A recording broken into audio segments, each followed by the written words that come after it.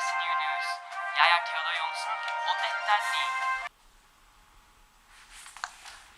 Hvem fader dette? Hvor Nils? Hva mener du med at Nils ikke kunne komme på jobb i dag? Hvorfor forteller du meg det først nå? Vi live. Ok, greit.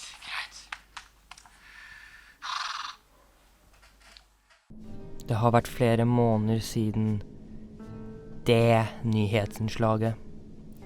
Som alltid så blir det stabilt og middelmådig vær her i landet, bortsett fra i Bodø. Fordi som vanlig så regner det katter og hunder.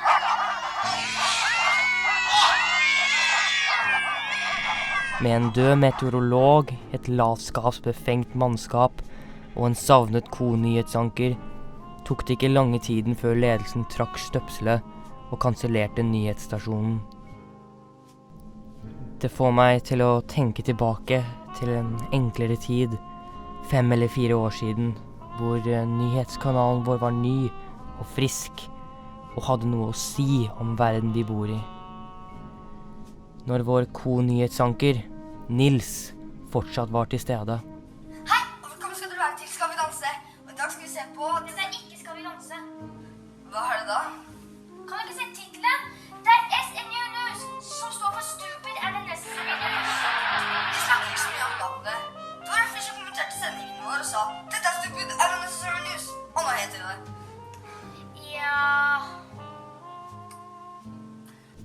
Til tross for alt motgang klarte vi oss, og produksjonskvaliteten ble høyere og høyere, og vi kunne ansette flere og flere.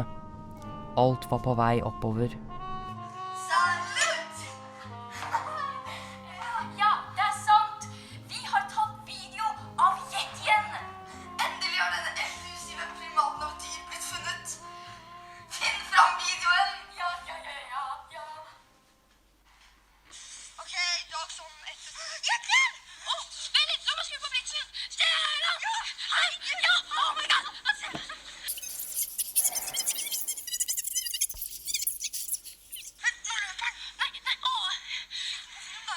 Ja, det gjorde jeg. Perfekt. Ok. Hva skjer? Det kan hende at i stedet for å ta på blitz, så innstilte jeg den på selfie. Så det du sier er at du ikke har noe bevis på at vi fant Yetien?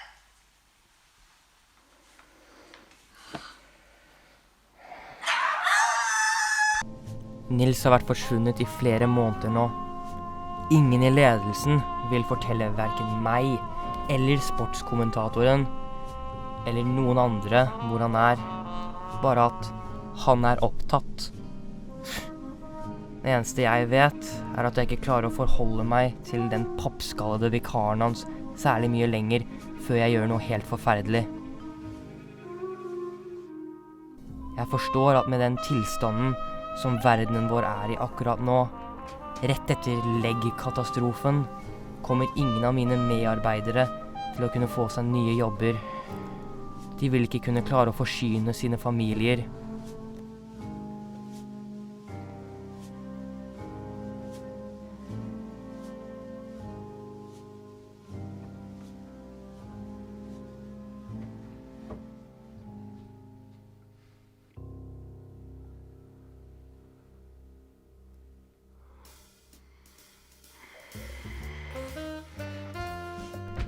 Jeg kan ikke, som hovednyhetsanker, tillate dette å skje.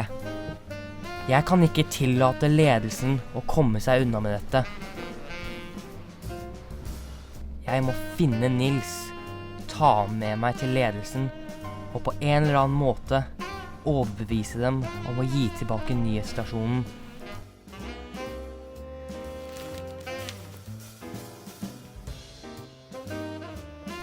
Jeg må finne ham uansett hvor jeg må dra, både på en fysisk og metaforisk måte.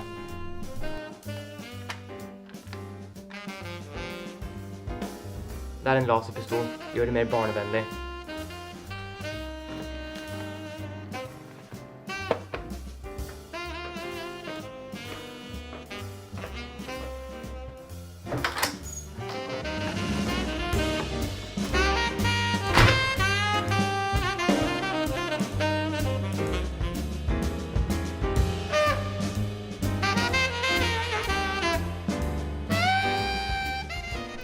Du vet, det aller verste med å ikke ha blitt fortalt hvor medarbeideren din er at det er enormt vanskelig å spore ham opp. Sannheten er at for øyeblikket har jeg ingen anelse hvor Nils er. Jeg har ingen tips. Men jeg har lært at hvis man skal søke etter et kriminelt element, må man begynne et sted hvor hva som helst kan skje. Et dårlig sted. Praktisk talt helvete på jorda. Alnabru.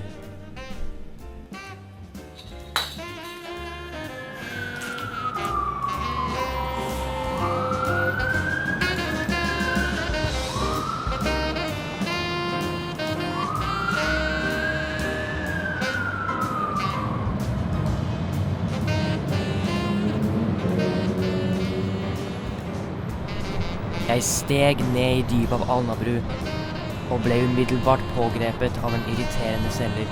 Du kjenner typen.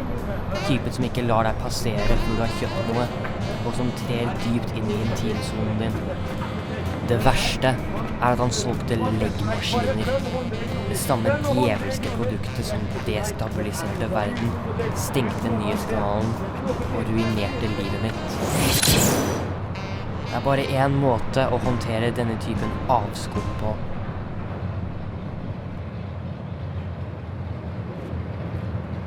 Jeg innså fort at kaldblodig drap teknisk sett er like ulovlig som de produktene burde være, så jeg forduftet før ekte detektiver kunne dukke opp, og lette etter et sted å gjemme meg i. Den nærmeste baren virket som det beste alternativet i øyeblikket.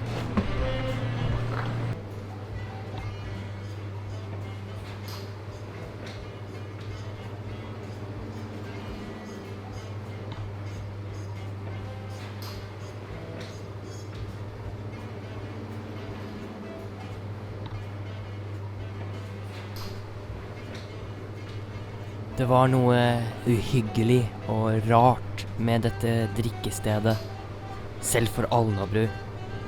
Noe nesten overnaturlig. Velkommen til Ye Old Something or Other. Hva vil du ha drikke? Vi har whisky, Bloody Mary, Tutti Frutti, Alnabrus. Skjønner du den? Alnabrus. Jo da, du skjønner den. Et glass med vann, takk. Et glass med vann.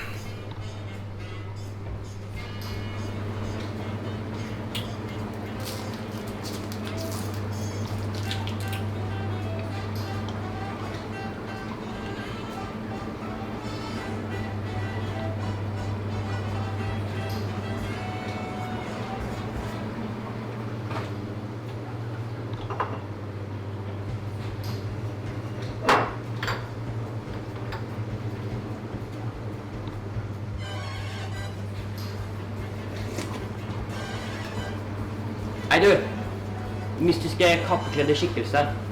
Hvordan kjenner du den fyren? Åja, han ja.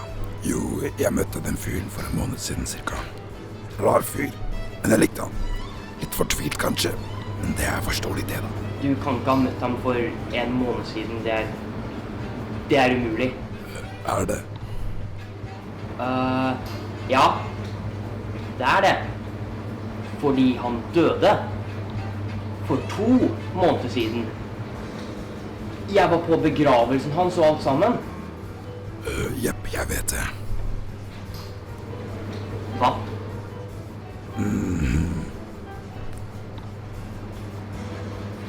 Ok, så du er døden. Sånn, straight up, du er døden. Det er ikke altså et dårlig motevalg. Hvorfor driver du og opererer en bar i Alnabru? Og herrejemmen i Alnabru av helvete er det ikke. Litt av en detektiv du er. Jeg har aldri påstått å være en detektiv. Jeg er en nyhetsanker. Jeg leter etter konyhetsankeren min, som har vært savnet superlenge. Og så driver du og spør hvorfor jeg opererer en bar. Kan ikke en fyr bare ha noe Hold kjeft. Fortell meg. Har den fyren sagt noen ting viktig? Noen ting som kan hjelpe meg? Vel, han har sagt ganske mange rare ting. Han sendte for eksempel inn en offisiell klage på mangelen av softismaskiner her. Er det hjelpsomt? Nei. Nei vel, hva med dette? Han sa at en eller annen fyr som het Nils sendte han en melding med en adresse han ville være ved. Er det hjelpsomt?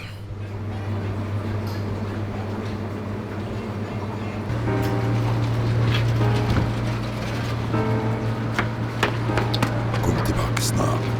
Nei takk.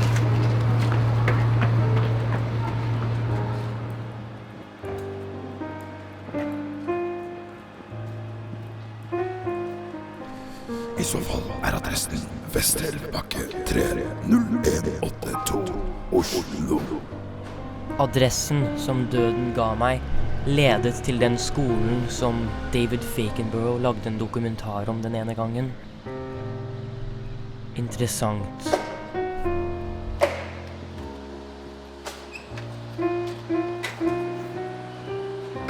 Lokalet lignet en helt alminnelig videregående på alle mulige måter. Ingenting så, luktet eller smakte mistenkelig. Det perfekte skalkeskjul.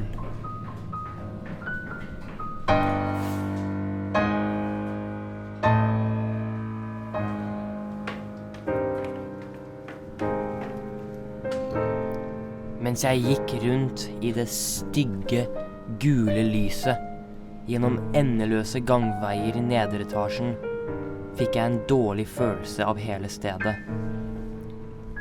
Jeg gikk i ett med elementene, helt usynlig for dem med svakere virkelighetsoppfatning.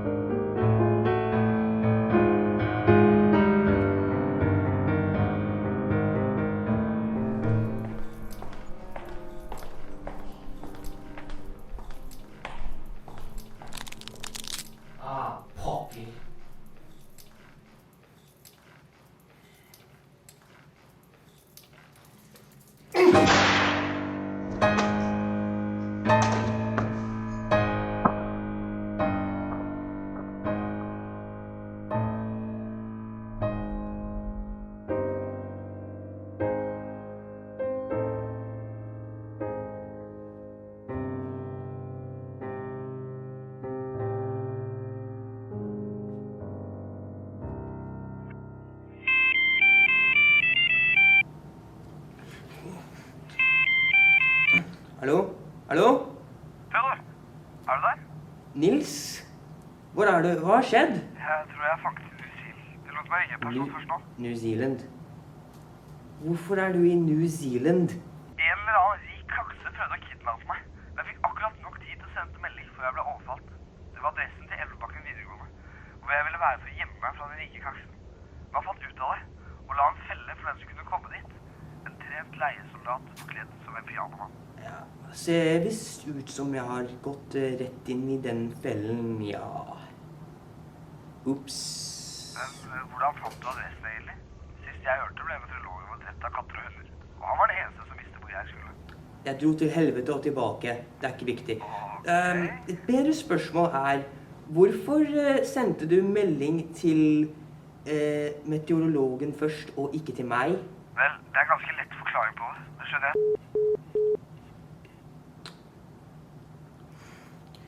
Ah, typisk.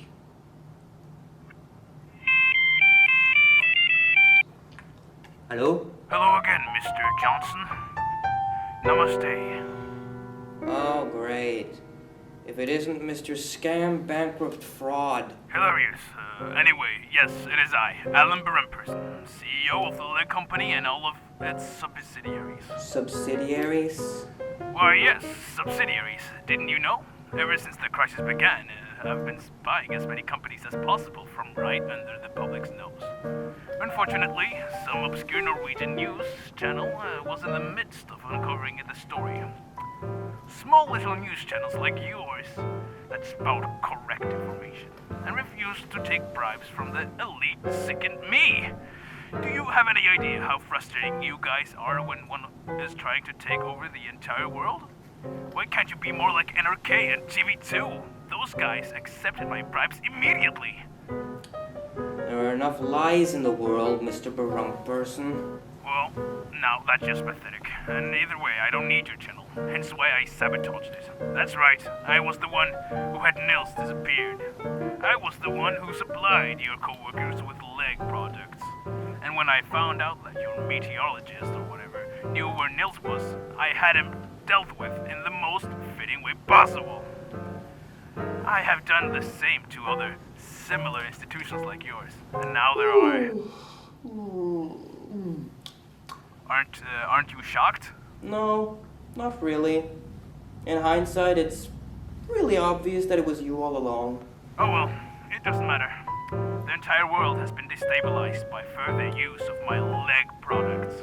I will take advantage of the permanently sinking economy to buy literally everything in the entire world. That's overly convoluted. This entire plot is full of freaking logical discrepancies. It's too late to go meta now, Mr. Johnson. Breaking the fourth wall won't save you or your news channel. Nothing can now. As you can see, my piano man has fastened the chair you're sitting in to a box full of C4. As soon as I end this call and have finished glowing, I will have you blown up.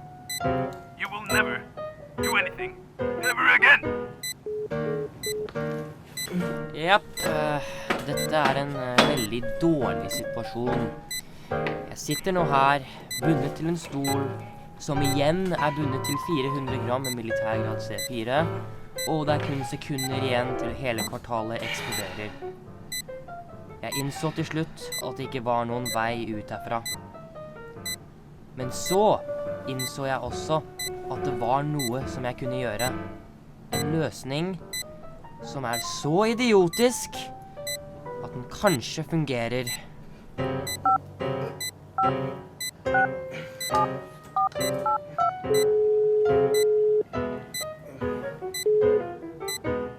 Hallo?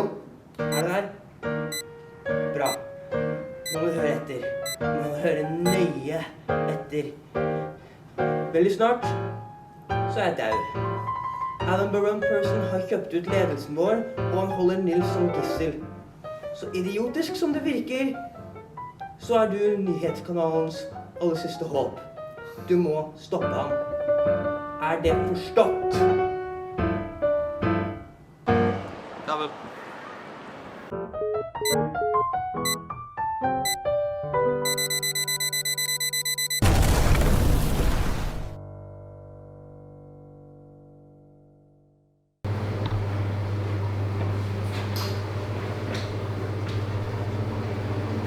Så, du kom tilbake.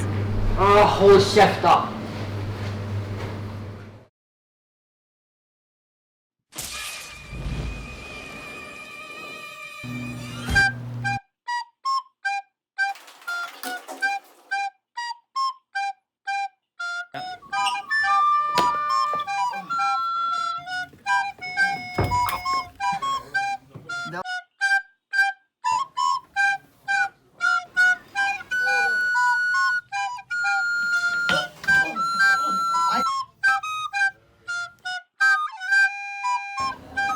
Sportskommentator, hva gjør du her? Jeg tenkte penger. Hvis alle skulle selge huset mitt. Stop him. We can't let him stop me from getting away with this.